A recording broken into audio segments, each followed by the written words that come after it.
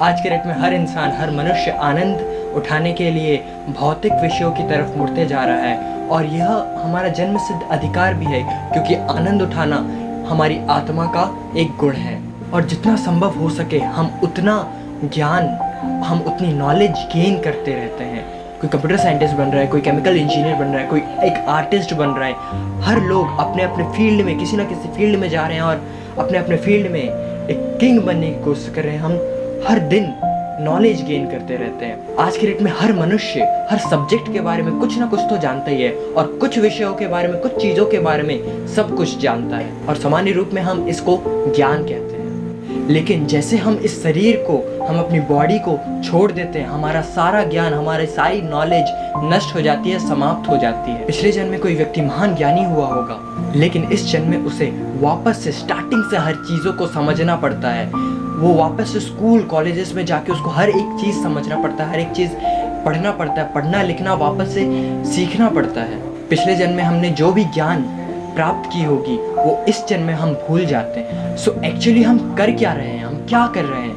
हम वास्तविक ज्ञान को अभी तक खोज नहीं पाए और हम हमेशा अपने वास्तविक ज्ञान को खोज रहे हैं। अभी तक हम अपने वास्तविक ज्ञान को खोज रहे हैं, लेकिन हम उसे फिजिकली प्राप्त नहीं कर सकते। हम बॉडी के माध्यम से हम अपने आनंद को खोज रहे हैं। हमें ये समझना होगा कि शारीरिक आनंद हमारा वास्तविक आनंद नहीं है, ये बस एक आर्टिफिशियल हैप्पीनेस है। अगर हम इसी में लगे रहें तो हम अपने इंटरनल हैप्पीनेस को नहीं पा पाएंगे। ये चीज़ें बता के मैं आपको ये बताना चाहता हूँ, ये बतलाना चाहता हूँ कि जो हम फिजिकली हैप्पीनेस को फील करते हैं वो हमारा रियल हैप्पीनेस नहीं है। जो हम इंटरनली हैप्पीनेस को फील करते हैं वो हमारा रियल हैप्पीनेस है और वो सीमित नहीं है। वो हैप्पीनेस हमारा कोई सीमित नहीं है, वो आनंद हमारा सीमित आनंद नहीं है, वो आनंद अनंत है।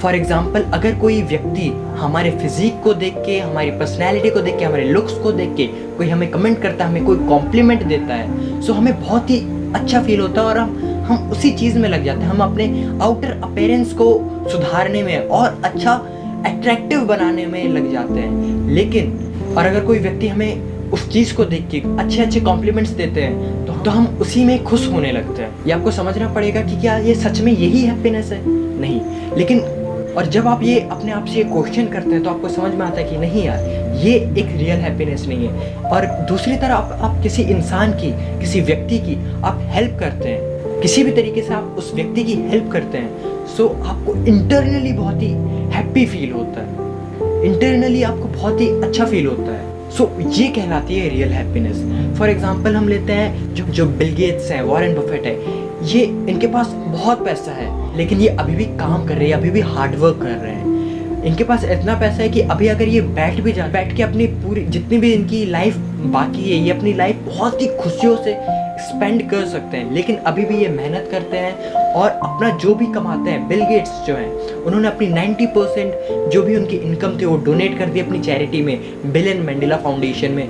क्यों करी उन्होंने? क्योंकि वो हेल्प कर रहे हैं। वो जब भी किसी की हेल्प करते हैं तो उन्हें अंदर से इंटरनल हैप्पीनेस फील होता है। सो इसीलिए उन्होंने जो भी आज तक कमाया उस सब को, हर एक चीज़ को 90% उन्होंने अपनी चैरिटी में डोनेट कर दिया और 10% सिर्फ अपने बच्चों के लिए छोड़ा। और उसी तरीके से जो वॉरेन बफेट है उन्होंने 93% अपनी पूरी लाइफ की इनकम को डोनेट कर दिया बिल एंड मैंडेला फाउंडेशन में। उनकी मृत्यु के बाद उनकी जो भी उनकी 93% इनकम डोनेट कर दिया जाएगा बिल एंड मैंडेला फाउंडेशन में। तो ये क्यों कर रहे हैं? वो इतनी इनकम को डोनेट क्यों कर दे रहे हैं? अपनी सारी ज़िंदगी की जो भी कमाई थी उनको डोनेट क्यों कर दे रहे हैं? क्योंकि वो इनकम वो किसी और की काम आ रही है। शायद उनके लिए वो बहुत छोटी सी हेल्प होगी, लेकिन जिस व्यक्ति को मदद की ज़रूरत है उसके लिए वो छोटी सी मदद भी हमारी बहुत ही ज़्यादा बड़ी उसकी ज़िंदगी में खुशियाँ भर देती है। सो हमें लोगों की हेल्प करते रहना है,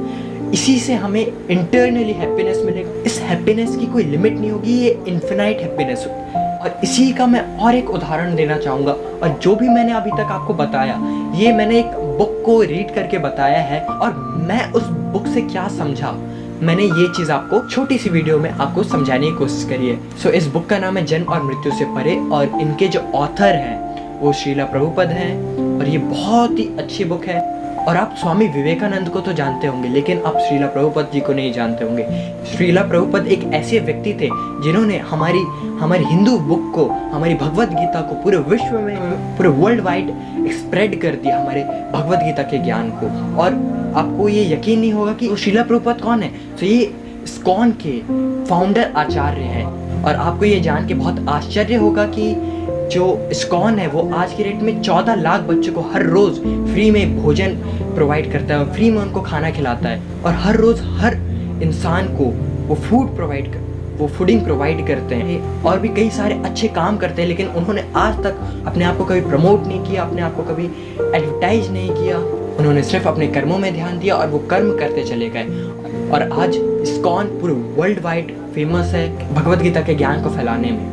और मेरे YouTube वीडियो की प्लेलिस्ट में जाके देखिए, मैंने एक इकिगाई करके वीडियो बनाई है और एक्सटर्नल अपीयरेंस करके एक वीडियो बनाई है। अपने सबकॉन्शियस को कैसे रिप्रोग्राम करें उस विषय में मैंने वीडियोस बनाई है। उस वीडियोस को देखिए, एक नॉलेजेबल वीडियोस को देखिए और सीखिए। और अपने कर्मों को कभी त्यागना नहीं है। भगवत गीता में श्री कृष्ण जी ने कहा है, कर्मों को त्यागने से अच्छा कर्मों को करना आवश्यक है। सो प्लीज़ जाइए और अपने आसपास के लोगों की हेल्प कीजिए जिनको भी मदद की ज़रूरत है। इंटरनल हैप्पीनेस को फील कीजिए, इससे आपको बहुत ही आनंद मिलेगा। सो शुक्रिया। हरे कृष्णा, हरे राम।